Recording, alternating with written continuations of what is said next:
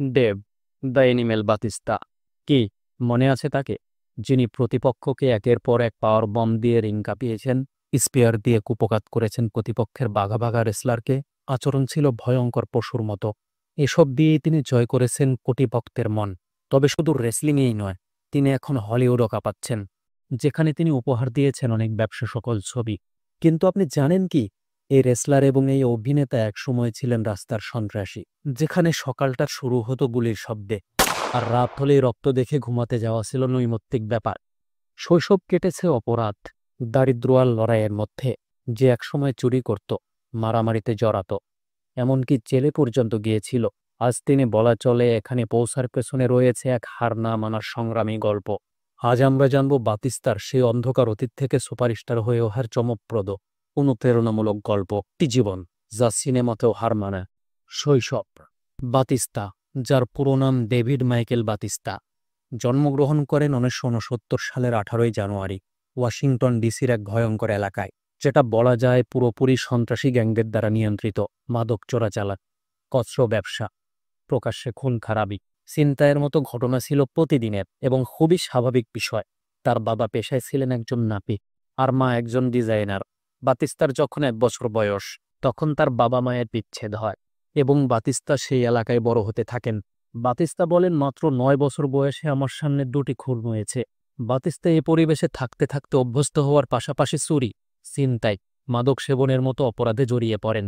17 বছর বয়সে তিনি পুরোপুরি একা থাকা শুরু করেন আর প্রফেশনাল একজন অপরাধী হিসাবে সামনে আসেন। এক পর্যায়ে তিনি একটি বারে গার্ড হিসাবে চাকরি নেন, তবে সেখানে মারামারি করে কর্মচারীকে আহত করার কারণে গ্রেপ্তার হন। আদালত তাকে 1 বছরের জেল দেয়। এখানে একটা কথা বলে রাখা ভালো, সেটা হলো বাতিস্তা তার বাবা মাকে নিয়ে কখনোই বাজে কিছু বলেননি, বরং তিনি বলেন, আমি তাদের নিয়ে গর্বিত, কেননা তারা আমাকে জীবনযুদ্ধে একা লড়াই করতে শিখিয়েছেন। পরিবর্তন এবং রেসলিংয়ে যুক্ত। বাতিস্তা যখন জেলে গেলেন, তিনি জেল থেকে ফিরে এসে ভাবলেন সব অপরাধ করে জীবন চলবে না, আর এটা তার লক্ষ্য নয়। তিনি লোকাল এক জিমে যোগ দিলেন, আর নিজেকে বডি বিল্ডার হিসাবে সামনে আনাই ছিল তার লক্ষ্য। বিশেষ করে বডি বিল্ডারদের যে কম্পিটিশন হয়, সেখানে তার পেশাদার হওয়া ছিল লক্ষ্য। কিন্তু ভাগ্য ভিন্ন দিকেই হয়তো তাকে নিতে চাচ্ছিল, যে কারণে রেসলিং করার বিষয়টাও তার মনোযোগে আসে। তিনি প্রথমে WCW এর ট্রায়ালে আসেন, কিন্তু WCW তাকে পছন্দ করেনি। একই সঙ্গে তাকে বলেছিল তার মধ্যে কোনো ট্যালেন্টই নেই। ফলাফলস্বরূপ সেখানে তাকে কাজ দেয়নি কোম্পানি। এরপর যখন WWE এর শাখা OVW-তে ট্রায়াল দেওয়া শুরু হয়, তখন এখানেও আসেন বাতিস্তা। তবে এবার তাকে আর ফিরে যেতে হয়নি, কেননা WCW এর জন্য WWE প্রায় ট্যালেন্ট শূন্য হয়ে করেছিল। এই কারণে তারা গ্যারান্টেড ট্যালেন্ট খুঁজছিল, যারা লম্বা সময় কোম্পানিকে সার্ভিস দেবে।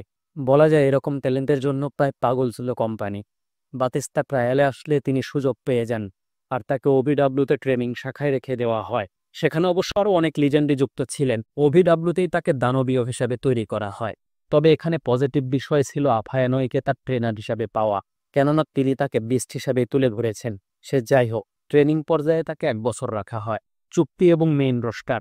প্রাথমিক ট্রেনিং শেষ হওয়ার পরে WWE এর OVW-তে ট্রেনিং পর্যায় থেকে পারফর্মার হিসাবে তাকে তুলে আনা হয়। একই সাথে প্রফেশনাল ক্যারিয়ারের প্রথম চুক্তিতে সই করেন বাতিস্তা। 2000 সাল থেকে 2002 সালের কিছু অংশ পর্যন্ত OVW-তে কাজ করার পরে তার ডাক আসে মেইন রোস্টারে। 2002 সালে তাকে মেইন রোস্টারে নিয়ে আসা হয় এবং প্ল্যানিং ছিল কোম্পানির পরবর্তী টপ স্টারদের মধ্যে একজন বানানো। বুকিং সেভাবেই শুরু হয়। তাকে প্রথমে ডিভনের দেহরক্ষী হিসাবে নিয়ে আসা হয়। যদিও প্রথম দিকে তেমন হাইপ তৈরি করতে পারেননি, কিন্তু তার দানবীয় দেহ সবার নজর কেড়েছে।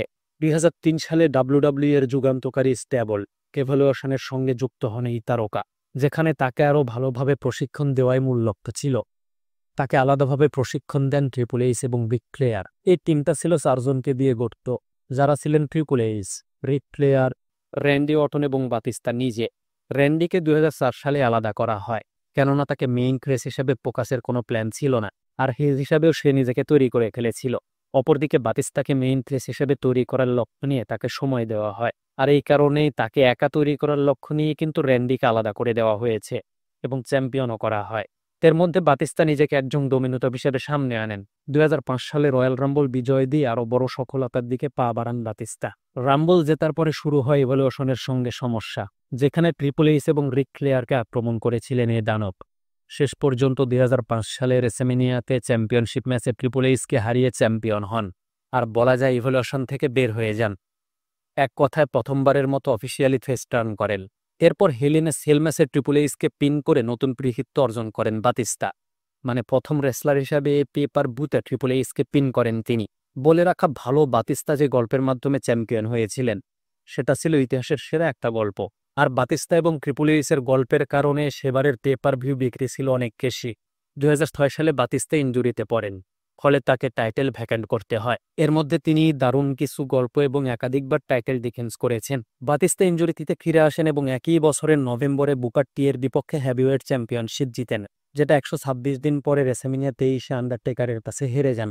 2007 সালের সেপ্টেম্বর মাসে দ্য গ্রেট কালি এবং রিমিস্কিরিওর সঙ্গে ট্রিপল থ্রেট ম্যাচে নতুন হেভিওয়েট চ্যাম্পিয়ন হন বাতিস্তা এবং 42 দিন পরে আবার আন্ডারটেকারের কাছে হেরে যান। শেষবার মানে চতুর্থবার তিনি এক্সট্রিম রুলসে র্যান্ডি অটনকে হারিয়ে চ্যাম্পিয়ন হন, যেটা পরের দিনে তাকে ইনজুরির কারণে ছেড়ে দিতে হয়েছে। বাতিস্তা 2003 সালে আর্মাডেগনে রিক ফ্লেয়ারকে সাথে নিয়ে প্রথম ট্যাগ টিম চ্যাম্পিয়ন হয়েছেন, যেখানে বিপক্ষে ছিলেন ডাডলি বয়েজ। এই চ্যাম্পিয়নশিপ তারা হেরে যান 2004 সালে ফেব্রুয়ারি মাসে বুকার টি এবং আরবিটি এর কাছে। 2004 সালের মার্চ মাসে আবার তারা নতুন চ্যাম্পিয়ন হন এবং এটা হেরে যান এপ্রিলে ক্রিস বেনোয়েট এবং এজের কাছে। 2010 সালে জন সিনাকে টিমমেট বানিয়ে লেগেসির বিপক্ষে চ্যাম্পিয়ন হন বাতিস্তা, কিন্তু একই রাতে সেটা ছেড়ে দিতে হয়। 2010 সালের এলিমিনেশন চেম্বারে ডাব্লিউডাব্লিউই চ্যাম্পিয়নশিপের জন্য এলিমিনেশন চেম্বার ম্যাচে বিজয়ী হন জন সিনা। এরপরে সেখানে আগমন করেন ভিন্স ম্যাকম্যান, আর তিনি জন সিনার সঙ্গে বাতিস্তার ম্যাচ ঘোষণা করেন। এই ম্যাচে বাতিস্তা প্রথমবারের মতো ডাব্লিউডাব্লিউই চ্যাম্পিয়নশিপ জিতে যান, যেটা তিনি রেসেমিনিয়া 26-এ জন সিনার কাছে হেরে যান। এরপর এক্সট্রিম রুলসে আবার তিনি জন সিনার সঙ্গে ম্যাচ জিতে ডাব্লিউডাব্লিউই চ্যাম্পিয়ন হন। আর ভাবা হচ্ছিল তাকে হয়তো থামানোই যাবে না, কিন্তু মাত্র 35 দিনের মাথায় সেটা আবার হেরে যান জন সিনার কাছেই। এই ম্যাচটার পরে তিনি ডাব্লিউডাব্লিউই এর সিদ্ধান্তে অসন্তুষ্টি দেখিয়ে কোম্পানি থেকে আড়াল হন। 2014 সালের রয়্যাল রাম্বলে তিনি ফিরে আসলেও ফ্যানদের অপ্রত্যাশিত বুয়ের শিকার হন। যখন তিনি রাম্বল জিতলেন তখন এই বু চ্যান্ড ব্যাপক আকার ধারণ করে। তার মতো একজন তারকা যিনি ভালো রকমের জনপ্রিয় হয়ে বিদায় নিয়েছিলেন, তিনি আসার পরে এরকম বু আসলে বাজে একটা অভিজ্ঞতা। তবে এটা পাওয়ার কারণও আছে, কেননা ফ্যানরা সে সময়ে ড্যানিয়েল ব্রায়ান ছাড়া আর কাউকে চাচ্ছিল না। মূলত এই সময়ে তিনি আসার কারণে বাসটা খেয়ে যান। অপরদিকে তাকে ব্যবহার করে ড্যানিয়েল ব্রায়ানকে প্রপ করতে চাইছিল ডাব্লিউডাব্লিউই, কিন্তু সেটা সম্পূর্ণরূপে ব্যর্থ হয়। যাই হোক, তিনি এবার ফিরে এসে একদম বাজে অভিজ্ঞতার মুখোমুখি হন, আর ফিরে এসে বু ছাড়া আর কিছুই লাভ করেননি। 2019 সালের রেসেমিনিয়াতে শেষ ম্যাচ খেলেন বাতিস্তা, যেখানে অপোনেন্ট ছিলেন ট্রিপল এইচ। এই ম্যাচের পরে বাতিস্তা বলেন, আমার চুক্তি অনুযায়ী কাজ শেষ, আর আমি অফিসিয়ালি রেসলিং থেকে বিদায় নিচ্ছি। 2019 সালে হল অফ ফেমে নির্বাচিত হওয়ার কথা থাকলেও সেটা বন্ধ হয়ে যায়, কেননা করোনার কারণে সেটা আয়োজন করা হয়নি। 2025 সালে তাকে নির্বাচন করা হয়েছে, তবে শুটিংয়ের জন্য সময় হয়নি। আর তিনি অনুরোধ করেছিলেন এটা আপাতত থামিয়ে রাখার জন্য। এমএমএ ক্যারিয়ার, বাতিস্তা কিন্তু একটা ফাইটও করেছে, যদিও সেটা এমএমএ স্টাইলে, কিন্তু ইএফসিতে নয়। তিনি খেলেছেন লুসোরার সঙ্গে, আর ম্যাচটার প্রথম রাউন্ডে নকআউটের মাধ্যমে জিতে যান।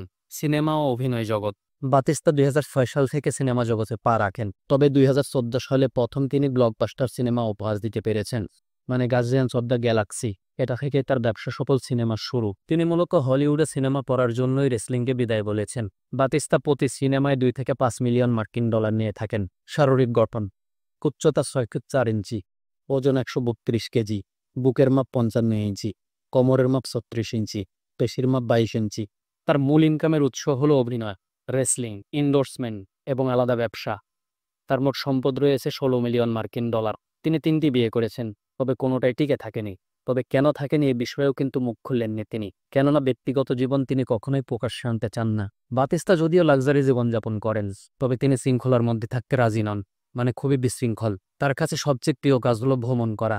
যাই হোক, এ ছিল বাতিস্তার জীবনের একখণ্ড চিত্র, আর একই সঙ্গে রাস্তা থেকে রাজপ্রাসাদে উঠে আসার গল্প।